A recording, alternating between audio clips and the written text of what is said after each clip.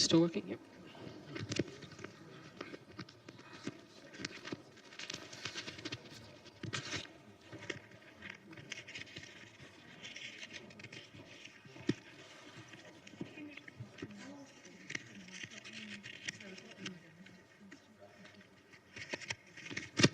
Right, I'm handing out some post-it notes. Because what I'm going to do is run... that's technology. What I'm wanting to do is run the session as a bit of a discussion, and I want to get ideas, and I'll explain why in a few minutes.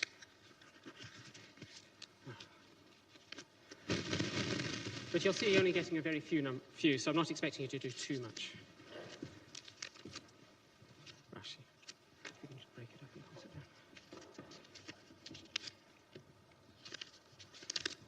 But I suppose what I can do is talk while I'm walking, being an academic and all. What I'm looking at is there's a lot. We're all aware that there's a lot of training out there around GDPR compliance. People go on a 5-day course or a 2-day course, and they come out with the certificates saying they have covered the core issues around what articles are needed, how do you do compliance in detail, and so on. What I'm wondering really is what space is there for university level education, where you're looking at a more academic, maybe in-depth study around data protection and the issues behind it.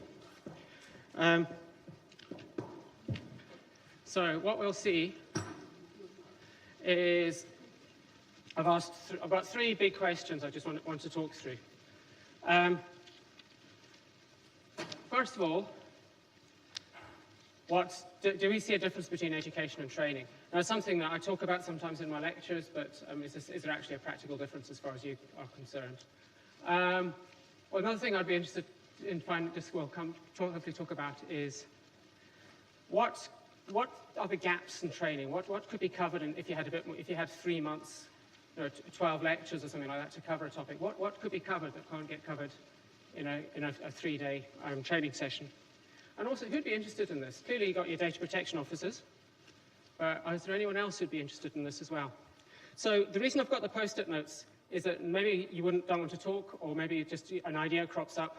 Just write these ideas down, and I'll collect the post-it notes at the end of the session. So you can contribute by either chipping in questions or comments, or by writing stuff on your post-it notes. And there's more here if you run out. I was a bit conservative in handing them out, so stick your hand up if you want more. So the first thing I'm going to ask, and maybe I'll ask Tim as a former educator and current trainer, just to kick this off. Is there a difference? I've got you on the microphone. Is there a difference between education and training? Yeah, but education in general will be more theoretical. Yeah. Training will be much more applied, and much narrower, I think, in approach. Yeah, no, that's kind of my idea as well. I mean, I don't know. Is anyone else involved in delivering training around this? Well, just on this view, on this view generally, I have an expression that I've used since the 70s. Yeah. That training is teaching somebody to use a keyboard. Yeah. Education is bashing them on the hands when they're doing something they shouldn't do. Oh, that's proper education with belts and canes and stuff. Yes, if you can only could go back to those days. Anyone else got a comment on this side that want? Okay, Ivan.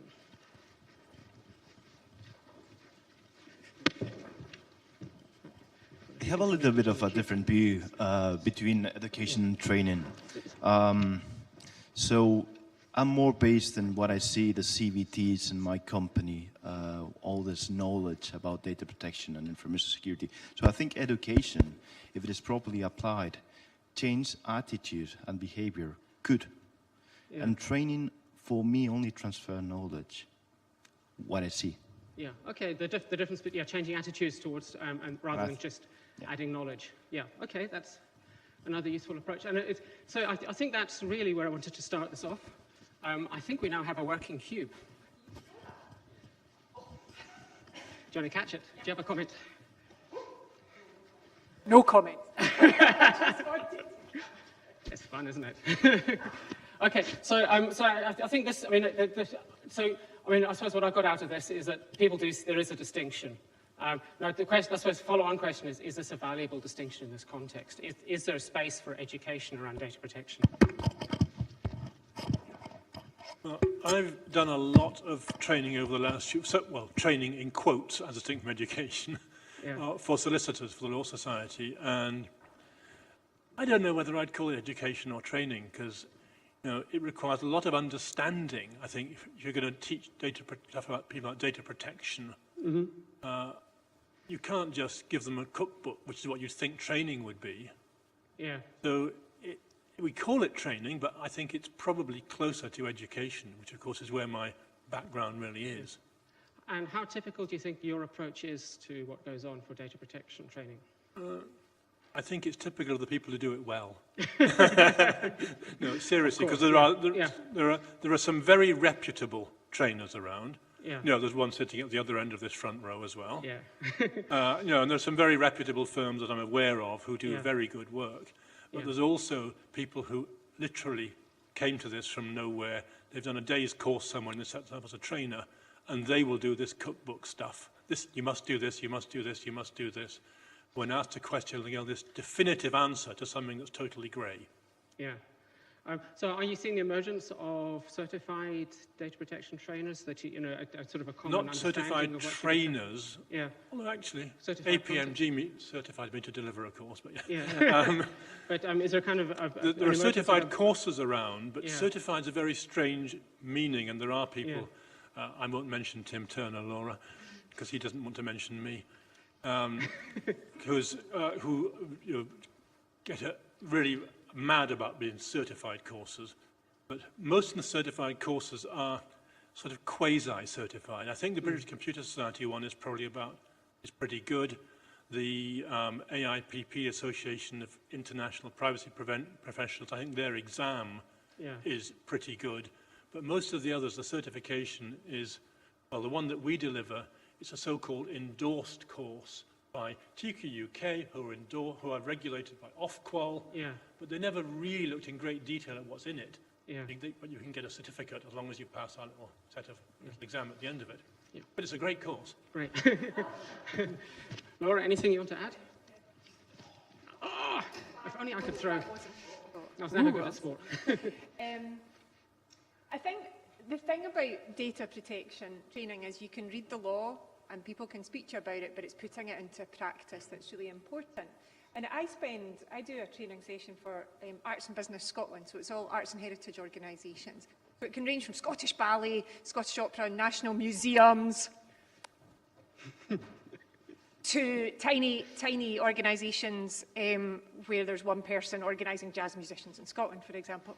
And we talk about marketing and the GDPR.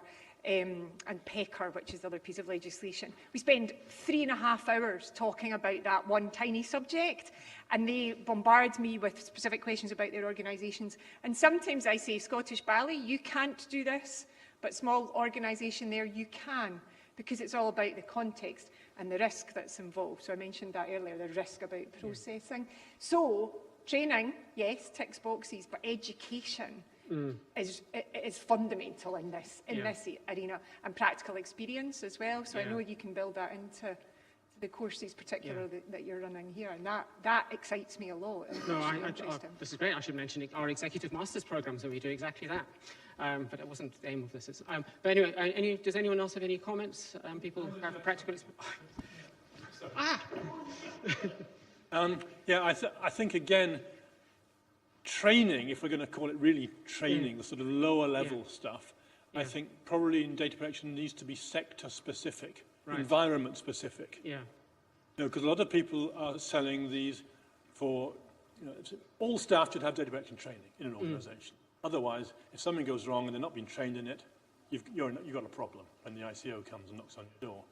Now, a lot of these low-level, cheap online stuff that people get for £2 a throw or something really have no impact at all on your sector or your environment. But we've done the training, tick the box. Yes, and I it's totally put totally useless. 100% on the online training course we do for GDPR at our university. Well, I would expect you to pass everything. Of course.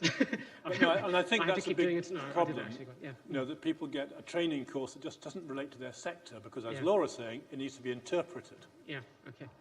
Yeah. Cool. Okay, thanks. Were you... Okay. Is anyone new? Sorry, I'll come back to you. Okay, let's see. What's the time? Actually, I need to move on to the next topic. So this will be the last one here.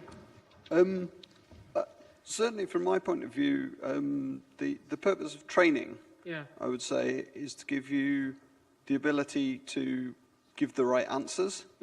Whereas in some ways, I think the purpose of education is to equip you to ask the right questions. Yeah. Is maybe, I'm not sure if it's a helpful distinction, Yeah. but training tends to just mean that you can answer certain specific questions, but it does not invite you to think beyond those questions. Whereas I think That makes a education lot of sense. equips you to ask questions so that as the landscape evolves in the future, you'll be asking the right questions to come up with new answers. That's what I think. Cool. Whoops. I'm looking at the time. What I'm going to do is I've got two more big questions. The next one is more about detail. So it's what should be covered. What did you hope would be covered in an education course that maybe couldn't get covered in a training day or a 3-day training session? What I have done is I've put up a couple of prompting topics. Are there other ones? What do you think of these ones? This is probably where the post-it notes would be really handy. If you could think of other topics, just write them down and I'll collect them later on. Something I've not written down there is actually what does privacy mean? And it's a fascinating, when I do basic education around this, and I say, I get the students to do a coursework defining how does privacy sit in relation to security? And what are the governance issues raised? How do you manage the conflicting priorities? So I think that has to be part of it. But what do you think of the topics there? Is there anything that's really that's obviously missing? I'd like to see a bit of history of where it's come from. Because without that, it's quite hard to... It gives you the context, again, for understanding why it's important. Yeah. Yeah, no, totally. I mean, especially privacy in a European context has got very specific history around totalitarian regimes. And the consideration of other regimes as well is worth if you're going to have a full-blown course. But it's interesting in India, for instance, to see the emergence of the concept of privacy as the whole Aadhaar fiasco unrolls, and people realize that they should have built privacy into their model. So yes, why privacy is emerging as an issue. Both the history and global context. Yeah, history and context. Yeah, and I think that's great. Yay. I think also building up on that is where it's going as well. So the key bit about education from my perspective is it's equipping you for the objectives that training is identifying, but education goes further and looks at the stuff which hasn't yet materialized. So what are we equipping people for the future to... And I can see a chance to show a few episodes of Black Mirror at that point. Cool. No, that's great. But if you, I'm just looking at the time, I'm going to stop talking about that, but just keep adding extra topics. I'll say one more thing on it. Okay. One of the big things I find is I do a lot of training in different sectors. I do for solicitors, I've done some asset managers and charities, and it's so much a matter of how data protection interacts with laws that relate to those sectors. Yes.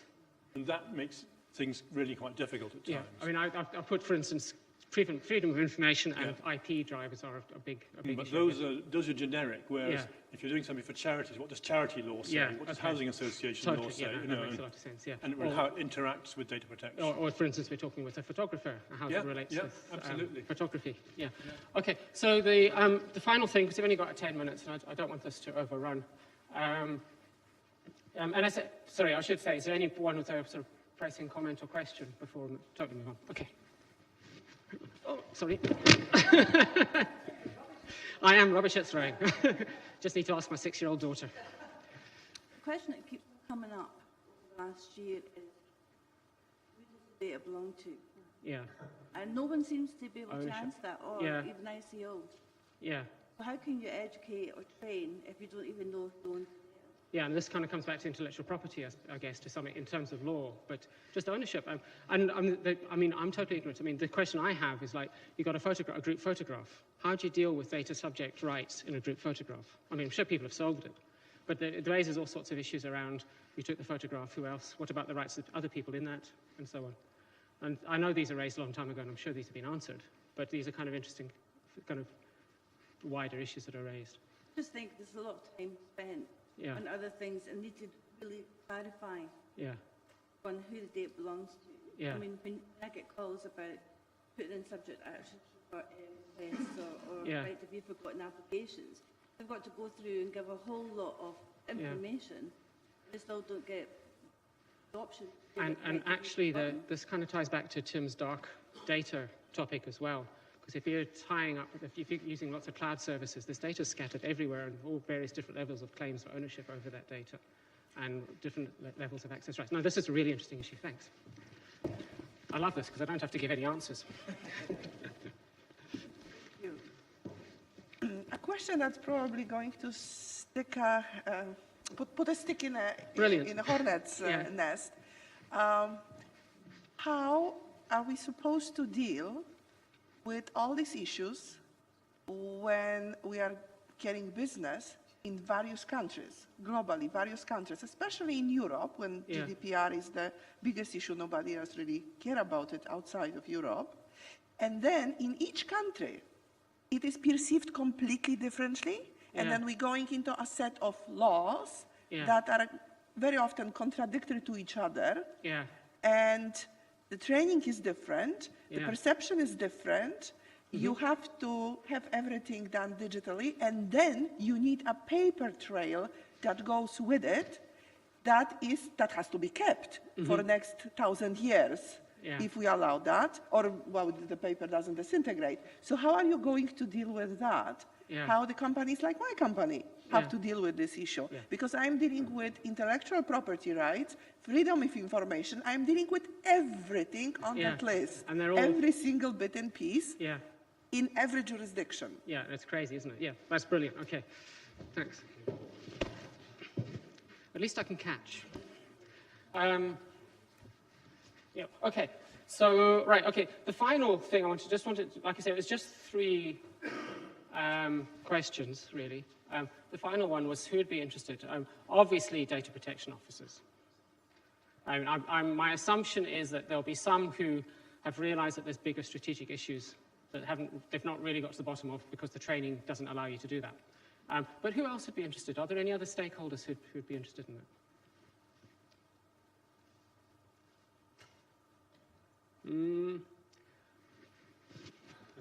Sorry, Peter, I keep talking. No, it's great. Well, if you're talking to data protection officers in the strict sense, but also many organizations don't need a data protection officer, but they could still be very large with lots of data and they need a serious data protection. So people with data protection responsibilities, it could be a team below them as well. Big organizations could well be. And as we see it, this is an emerging profession, I guess there'll be... I think clearly is an emerging profession. And of course, the sort of outsourced DPOs as well could be valuable. Okay. People are trying to do, I suppose, the thought leadership kind of aspects around it. Okay. You can get your question in now. Can I ask if this is in the context of starting a new course, like an MSc course? This is this is early days. We're trying. Currently there's one university in the whole of the UK that does a PG certificate in data protection. That's Northumbria.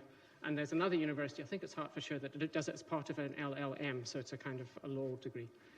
That's it. So what I'm wanting to do is explore, yes, is there actually going to be a level of interest in doing a PG certificate in data protection? From abroad. Absolutely huge. They're more confused than we are. Right, okay. So we could do it as a distance course. That's actually a really good idea. And I don't think it should be an LLM. No. Because that's going to be too law. No, I'm very happy to hear that, Tim. Just as a possible interested party, from a startup perspective, is there information available? So how you get it as you build the system at the beginning, rather than, I think a lot of this you end up retrofitting into organisations. So how do you put that as because a startup you don't have budget, so how would you it would, well, there's no money there, Yeah. so where you bring it to business, but how would you, is there courses available to integrate that as part of the business model in the first instance? Yeah, it's an interesting one. I teach also when I'm talking about security, it's the same thing. If you're a startup, information security risks and data protection risks are probably very low down in your list of risks, because the main risk is going bust. And this is why you end up with all these companies, big companies, that have grown really fast, and then suddenly realize that they've got a huge data protection mess, because they've never had to think, they've been so focused on becoming profitable that it's only when... A lot of them are looking for high growth. Yeah. Consider it. Yeah. The ones who are not. Yeah. But there's this whole break fast and run things, I don't know what it is. Consultants also be interested. Yeah, consultants, yeah, okay. Right. Yes, having been on the IT security side rather than explicitly this area, security reached a point where it was incorporated as a non-functional requirement at the requirements gathering and analysis stage, and this seems to be something that would fit into which is kind of what the data protection impact assessments are doing, this concept of privacy by design. So that I certainly see a systems design aspect to this, where you could talk to people who will be working with software engineers who are software engineers. So yes, no, I think that's very interesting. Okay, I think we have time for one or two more questions. Ivan, you've already asked, so actually, so have you. But I think you had your hand up first. Right. I work in the public sector and I'm an auditor, and so one of the areas that I think I'm really interested in this and is a proportional approach for assurance functions within organisations to be able to get a working knowledge of GDPR and a working knowledge of data protection to be able to come in and assess the level. So for instance, carrying out gap analysis and these sorts of things within organisations. It's vital because at the moment we're not experts in the field, but we have to be able to give assurance in the areas that we look into. And so we're not necessarily we don't need the depth of knowledge that a data protection officer needs to know, but we need to know that enough is being done. And I think in all organisations, specifically the public sector that holds the majority of our personal data. Right. So do you think people like that would want to do a university level qualification? It strikes me they probably want to just do enough and stop. I don't know, potentially they would, because we're constantly adding to our professional qualifications and our development. So it's whether it's a course that could be done remotely, as in a sort of an open university forum type thing, that sort of thing would be more beneficial. But definitely they need to know a certain level of depth to be able to provide that third line, defence. Brilliant. Thank you. Can you pass it down to Ivan, who's just threw down? Or throw it, if you're feeling brave. So, in my experience, I see a gap in knowledge, so I think probably they are very interested.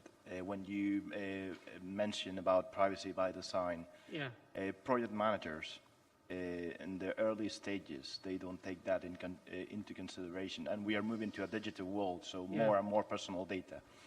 And also in the technical side, I see, and it's a little bit of a hot topic, change management. Technical guys, they think that they are patching the system or changing a code and has nothing to do with personal data. And it has a collateral effect many times. So these people, they really need to understand the implications of the law, and there is a gap there. Right. When you're in the world of DevOps and systems keep on evolving, it's going to be, again, interesting interactions. Great, okay, it's now 12 o'clock, so I think it's time for me to wrap myself up and find the next person. Thanks. So, the next speaker is Carrie Hendricks, who is around somewhere. I can see him. If he... Oh, I've looked at the wrong... No, Keith McDurr.